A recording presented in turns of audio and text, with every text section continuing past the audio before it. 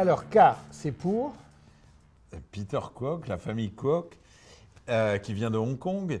Et tu sais que Bordeaux, ça a toujours été une affaire d'entrepreneurs. Et aujourd'hui, ça fait très plaisir de voir des entrepreneurs venus d'Asie qui se sont pris d'amour pour ces terroirs. Alors, les Kwok qui se sont pris d'amour pour les terroirs de Saint-Émilion culturellement, et un peu plus. Voilà. De la rive droite aujourd'hui. Ils y sont souvent, ils y mènent leurs enfants, ils parlent français et ils permettent de faire rayonner l'image de Bordeaux aussi dans le monde asiatique. Ils ont commencé avec un cru qu'on va goûter, qui est au Brisson. Et puis, peu à peu, ils ont acquis deux autres propriétés. Dont une très connue, un cru très historique qui s'appelle Belfond-Belsier, oui. Et qui est un magnifique terroir de côte. Qui est sous tertre de bœuf, un endroit magnifique, oui.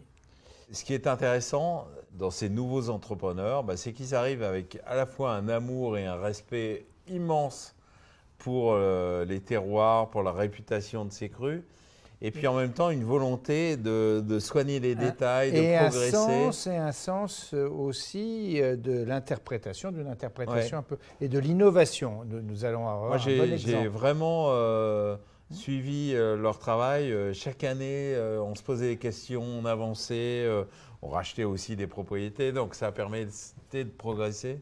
C'est vraiment parmi les producteurs les plus intéressants à suivre.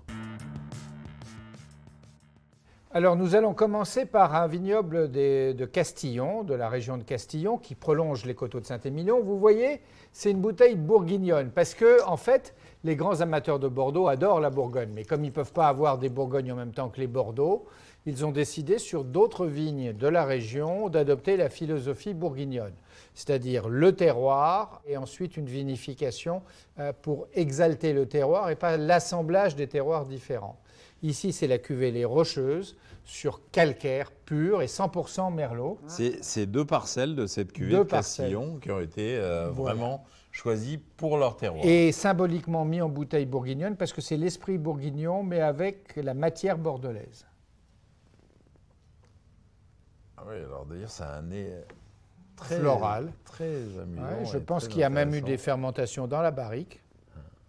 On est dans le floral et presque la cerise à Amur. Très joli vin, très fruité, très élégant,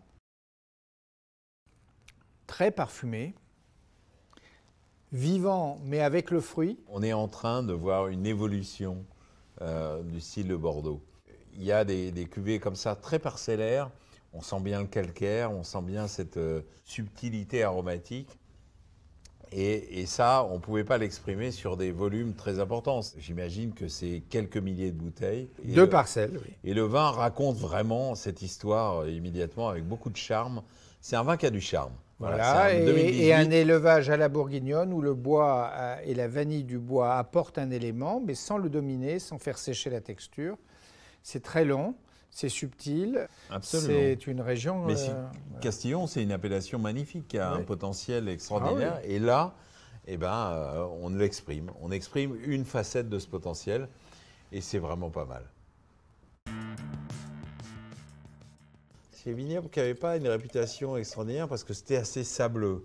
Aujourd'hui, le sable, on s'est aperçu qu'on peut faire des... Oui, si on draine bien, l'eau stagne moins. Hein, bon. Et puis il y a des résurgences de graves aussi à Vignonnet. Il y a des coins où il y a des retours de graves dans cette partie plutôt basse de Saint-Émilion. Mais ça monte un peu plus haut que la partie extrêmement basse. Hein. Il y a plusieurs parcelles dans Aubrisson.